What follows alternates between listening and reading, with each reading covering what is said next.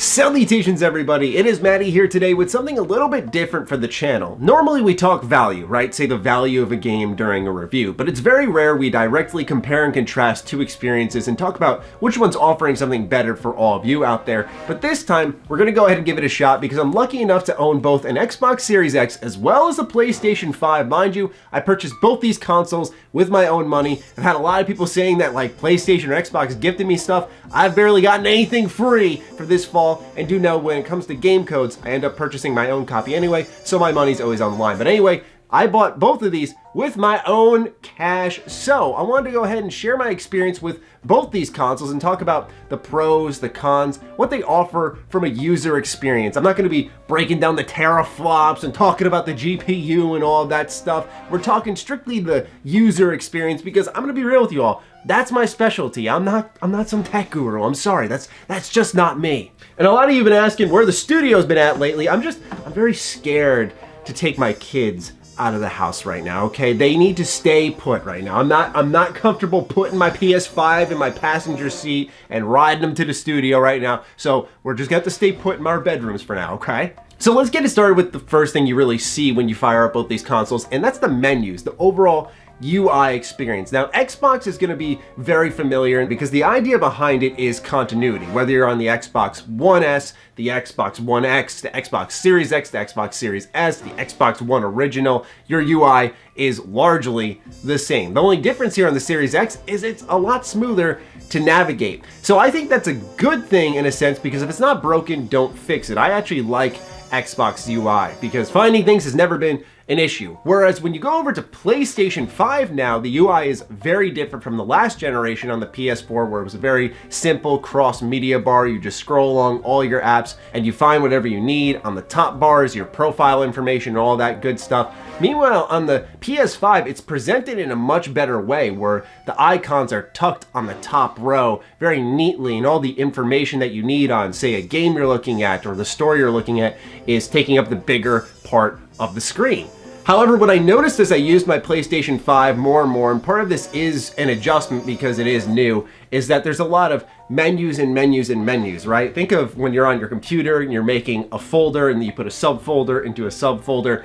A lot of PlayStation 5's menu navigations sort of are like that. I would love some quick access buttons or something along those lines, but there is a quick menu that PlayStation 5 took from the PlayStation 4 and I feel renovated it, so to speak. You can access things like shutting down the console from here. You can access the game switcher, which allows you to flip to different games. You can access your downloads here, your microphone information here. Everything is there at a quick press of a button, and this is my favorite part of the new additions when it comes to the UI on top of the brand new store where you can quickly find what you're looking for. It navigates much smoother, but it's a lot of big pictures and icons and lots of menus too, where it is an adjustment. It's going to be tough to find some things at times, and it is one of my complaints because I think it's overall not the smoothest experience. Does it ruin anything? No, it doesn't, but it's still something that is worth calling out because there is that ease of experience with, say, the PS4. It is overly simple, but that's why it worked, and that's why I like right now Xbox's UI a little bit more. While it's not the prettiest or anything, I find exactly what I need in a heartbeat. Now, overall size, this may not seem like a big deal, but once you see the PlayStation 5 in person, yeah, it is a chonker. Big boy here when it comes to consoles. And as you can see, mine is horizontal. I had to lay it horizontal because if your setup is not conducive to, say, a very tall console, in my scenario, it would have clipped right into my screen. I would not have been able to see the full screen because the PS5 is that tall. So I have to lay it on its side where I think it looks uglier. The tray that it has to lay in on its side that normally you'd use as a stand, it can sometimes detach if you move the console the slightest bit. So it's definitely built to stand tall. Make sure your setup is conducive to that, whereas Xbox Series X is just kind of a cube. It's just a little box. It's heavy, but it just sort of sits there. It's like a brick, and it's just planted there after that. So make sure when you put that somewhere, you're happy with where it is. But overall, presentation wise, I know some people care about the setup, like you want it to be a part of, say, maybe your living room. PlayStation 5 isn't going to do that, but for me at the end of the day, I don't really care. Like I'm not here to entertain you. I'm here to entertain myself. Okay, so if my console can play the greatest games, that's all I care about. about. You can deal with a big white machine in the living room, okay? Controllers are very important to talk about here, and both consoles are winners in this department. The Xbox Series X is extremely comfortable to use. I love this controller. It's very supportive all the way up your thumb. The triggers feel great. The texture in the back of the controller for grip feels great. The thumbsticks being offset still works exponentially well. I really liked my controller experience here with the Series X. Once again, much like with the UI, if it's not broken, don't fix it. But for a lot of folks looking for something new, something generational changing, you're not going to get that. Where PlayStation did go for something a bit different with the DualSense. It's a much bigger controller compared to previous entries of the DualShock line of controllers, where there's skinny pegs with a little rectangle at the top. It's very different here, and there's a lot of additions that I'm sure you've already heard about, such as the various vibrations within the controller, the adaptive triggers, the haptic feedback, all of this serving to build up your experience. Even a little speaker is built into this controller, which we saw in the PS4, but the way developers have used it so far for exclusive PlayStation 5 games definitely have it boasting a more subtle, immersive vibe, which adds to the game. So I've really appreciated what DualSense is bringing to the table, but in the terms of comfortability, I think Xbox is a clear winner, but the PlayStation 5 DualSense is amazing, and PlayStation should be commended because it's one of those situations where when the console was first revealed and they're hyping up their controller, folks were going, what's the big deal? But once you play it, once you feel it around a little bit, it does have that little bonus there, and I hope that Xbox releases some type of competitor to the DualSense so that developers can have a reason to take advantage of both parties instead of sometimes choosing for PlayStation then going, oh, we're just going to opt out because it's only one console. I hope that Xbox tries to compete with the DualSense because while they're both very comfortable, functionality-wise and feature-wise, DualSense absolutely takes the cake. But comfort-wise, I think it's the Series X only by a smidge. So overall, DualSense is killing it. Now, of course, we got to talk games. You buy this system to play games, I'm imagining, right? You're not here to watch Netflix on your Xbox constantly. So Xbox is naturally struggling to get some exclusive titles to its system at its launch, whereas PlayStation 5 has the likes of Miles Morales with a big PS5 update. We saw a PS5 update for Days Gone, a PS5 update for Ghost of Tsushima, God of War. We saw, of course, Demon's Souls Remake come out. There's Bug Snacks for free. There are so many great games on the PlayStation ecosystem all releasing at once, whereas Xbox, it really is just Game Pass. But do not let that undermine the absolutely insane value it provides. But when it comes to PlayStation, it's about what you value here. If you're willing to pay for your games $70 a pop, you're gonna get insane value. There is a lot there, and with the upgrades to the PlayStation Plus offerings with PS Plus Collection, there's even more value there. And the free games they're giving out monthly, there is a lot of value when it comes to PlayStation 5, but Xbox is definitely taking the cake here. If you're surfing around the industry for more of a, I'd say, premium experience, something more of a luxury, PlayStation 5 should be the system that you're keeping your eyes on because you're going to be buying those games individually, whereas with Xbox, there is a future investment there, but when you look at the Series S, you can pick up somewhat of a next-gen system for $300, and then you could pay $15 a month and have access to a library of over 100 games and EA Play being rolled in there. And these are games that you can play whenever you want. It is phenomenal offers being put into this system. So while Xbox does have its drawbacks with its lacking library at this moment in time, you have to consider the future developers that are in the ecosystem, like a Bethesda, like Obsidian, like In Exile. Those are some of my favorites from there, but there's plenty more. We want to see what the Coalition's doing.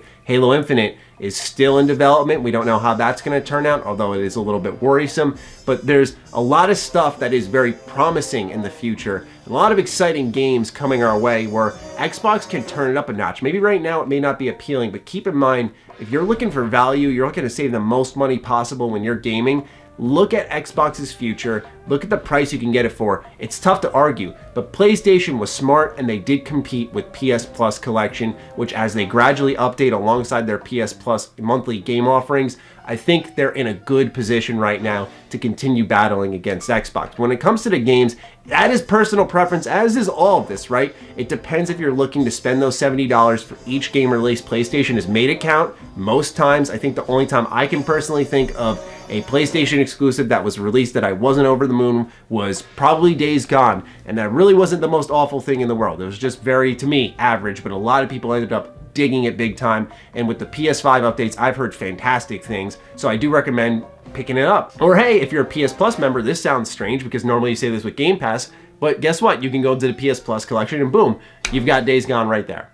Backwards compatibility is another thing we need to talk about here. I would recommend looking at Digital Foundry on YouTube. They've done very extensive testing because they've had the systems like way before most of us did. And so they went through a huge catalog of games doing FPS tests. They have their own special software, but do know that certain consoles run the games a little bit better. Some games run better on PlayStation 5, some games run better on Xbox Series X, but they're both extremely powerful systems. But there is a good backwards compatible library here. Do know Xbox goes so deep into backwards compatibility that you can go to Xbox 360 and the original Xbox, whereas PlayStation only goes back right now to the PlayStation 4 outside of some downloadable PS2 to PS4 classics that they did at one point in time. But it's overall very limited offerings on its classic stuff, where Xbox is really trying to bolster that offering there. And I do hope they continue to add more. There are still some phenomenal original Xbox titles that are left off of their backwards compatibility offerings, but it does depend on your level of nostalgia when I think it comes to back compat. If you're very nostalgic, Xbox. If you're not and you're just looking for PS4 games that run a little bit better, look a little bit better, then absolutely 100% go with PlayStation. Now, when I talked about PlayStation's UI, I mentioned Game Switcher. Game Switcher is, as it sounds, you can just click a button and you have a list of games that you've recently played. You can fire them up whenever you want and leap right into them. Whereas when it comes to the Xbox Series X, certain games support what's called Quick Resume. So you can literally suspend a title in the middle of playing it, go to another, start playing where you left off, and then go back to that game whenever you want, and it'll pick up right where you left off. So let's say you're playing Halo and you want to suspend it and go to something else. If the game supports it, you can literally quick resume out into a new game and then start playing where you left that game off and then hop back into Halo. Let's say you were in the middle of a campaign mission and just keep going.